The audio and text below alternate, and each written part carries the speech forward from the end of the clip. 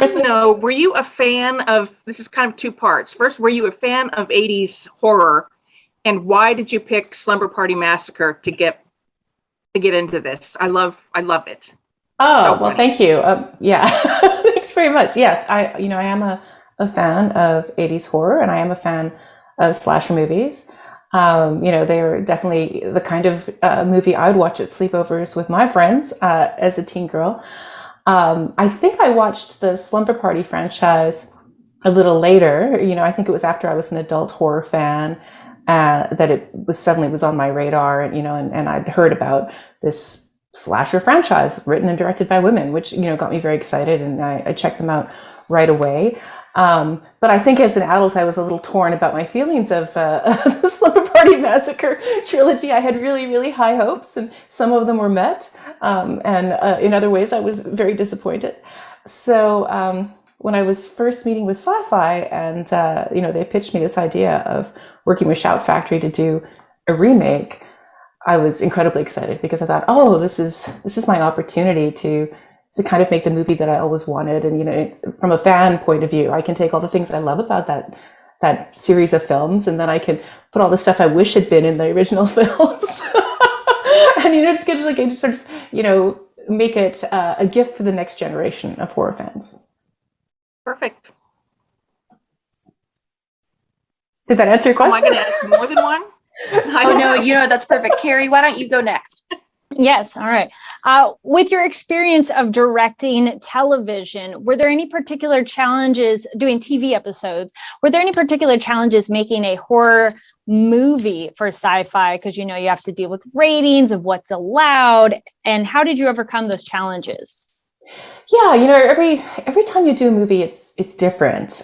This was my second horror movie for Sci-Fi because I'd made Banana Splits. So I'd been through the process of making a horror film for Sci-Fi, and they've always been incredibly supportive. Banana Splits was incredibly gory. It was what I wanted, and they never had any complaints from the network about that. They really liked the film. So when I was, pitching my vision for this film, I said, I want a lot of practical effects, and I want a lot of blood, and I want a lot of gore, and everybody felt the same way about that. I had complete support from the network, which was wonderful. We did have to change a few things. The festival version and the broadcast version have some coarse language that's been removed. It's prime time, so you make those adjustments. But it will also come out on Blu-ray in all of its naked glory. So you get to have the best of both worlds. Nice. Okay, Patrick, would you like to go?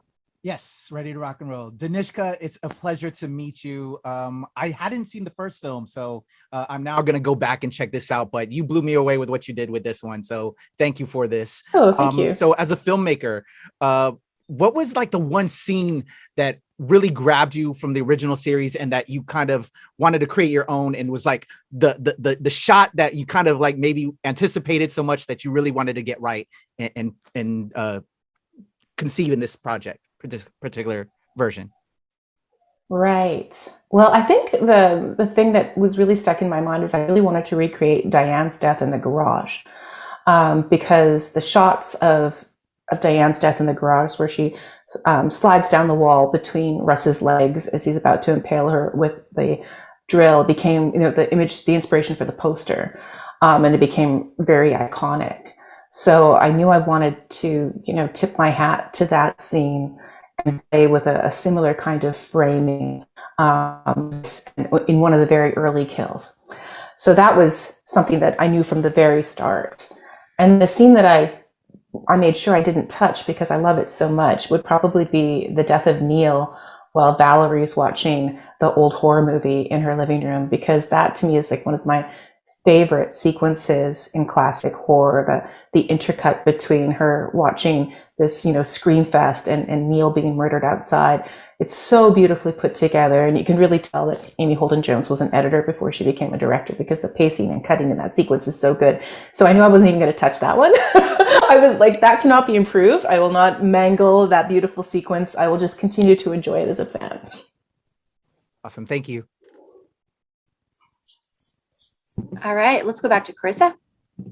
Okay. You mentioned that there were some things in the original movie that you wished had been done differently? And I think I know what those were. But did you always plan on the shower scene? And that was just fantastic. Thanks. Yeah. Well, I guess, it's one of those things. You're a young woman and you're watching a famous feminist horror series that you've heard so much about, and it's just all boobs all the time. And there were a lot of boobs. A lot of boobs, like so many boobs. And you think it's over, and then there's more boobs, and you're like, what? So it makes you feel a bit erased as an audience member, because I'm not against nudity, and I like sex and nudity in films, but I feel there has to be a balance, and there has to be a dialogue with your whole audience. And I guess growing up in horror movies and genre movies. And science fiction movies, I felt this too as a young woman, as a girl. I often felt invisible. I often felt like there was no story that was speaking to me or characters that represented me. And I just really wanted the vision in these movies to be less, less limited. There was such a mono vision of who they thought their fans were. Their fans are 15-year-old white boys, and everybody else, we're all still watching it, but it's about us at all. So, I think we're living in a horror renaissance right now, which I hope I'm part of. I see so many amazing filmmakers now making wonderful horror movies that are scary and heartbreaking and hilarious, and from all different kinds of communities with all kinds of different lead characters. And I feel that we're all just benefiting from the new diversity that we're seeing in horror movies. Thank you. Go ahead, Carrie. So with this Slumber Party Massacre, there's quite a bit of flipping the script, making fun of the genre, and calling out the genre in the previous films, but still at the same time, it's an absolute homage as well. So can you tell me about that amalgamation and that process to have a balance of all of those different kind of aspects? Yeah, well, I guess I come to these films as a fan, and I think fans understand these mixed feelings we have towards the films that we love. We can enjoy watching them again and again, and yet still recognize their flaws, and wish that they were better. So, I love the original trilogy, and I have huge respect for the women writers and directors who made them, and I don't want to dismiss what they achieved. The barriers they faced becoming women horror directors in the 80s, that's no small feat. It's huge. I wouldn't be here today if women hadn't made that series, because they opened so many doors. So I absolutely recognize that, but I want to, continue the conversation. And I like to think, well, Amy Holden-Jones had a lot of restrictions on what she was allowed to shoot and what she was told she absolutely had to shoot. She shouldn't have, creative control, shouldn't have final cut.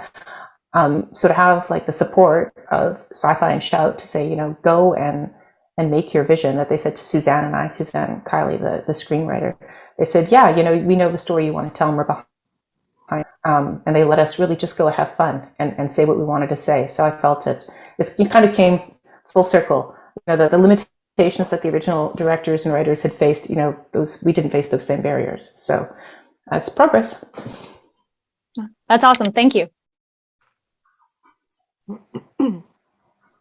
All right, I guess it's on me, right? Yep. Go ahead, Patrick. Thank you. Danishka, this cast is amazing. Generally with slashers, we don't really get compelled to them because they die, but I enjoyed this ensemble. I thought they were great. Can you just talk a little bit about the cast that you put together for this film? Sure. Yeah. Well, this was my third time shooting in South Africa, so I do know some of the actors there. So Alex McGregor, who plays Breenie, I asked for right away when we knew where we were going to end up shooting, because I've worked with her on a show called Vagrant Queen. I was a really big fan of Alex's, so I was really happy that she was available. And someone else I asked for was Jennifer Stein, who plays Kay, who she was also in Vagrant Queen, but most people probably wouldn't recognize her because she was a blue alien with a pointed head. It looks nothing like her real self, but she's just a phenomenal actor and has such great comic timing as well. And I've been wanting to reunite with her for a while. So, I was able to get those two women, attached right away. And then after that, we needed a fresh young cast. So we did a lot of open casting calls. We looked at actors in Cape Town and Stellenbosch and Durban and Johannesburg. We brought actors from all over the place.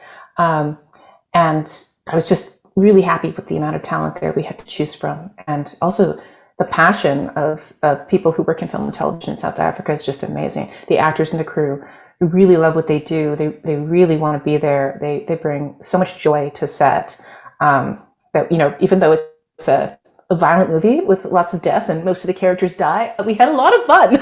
So it was really one of my favorite set experiences. Thank you. Okay, back to another kind of tropey thing. The drill.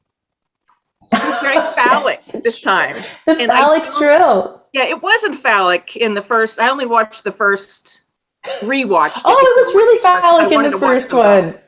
I think it was really phallic in the first one. They invented the whole castration scene by the pool, which is such a that's true. Phallic moment, which we do a callback to, but that was part of the big end of the original film.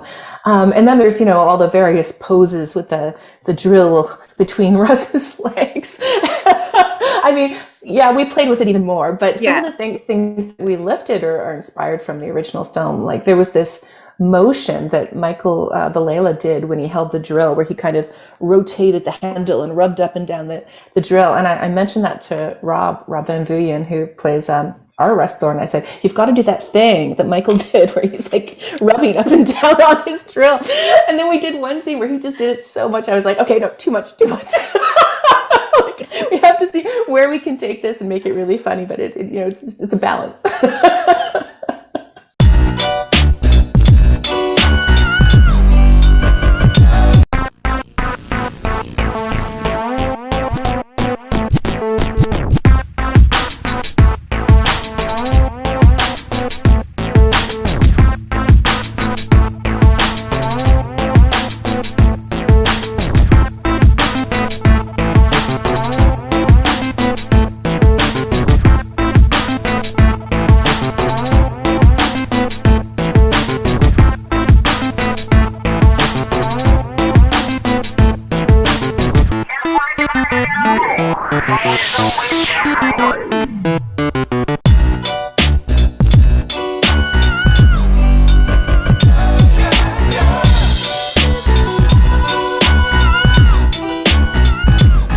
Well, it's the NOC in full color, you see me? The hard knock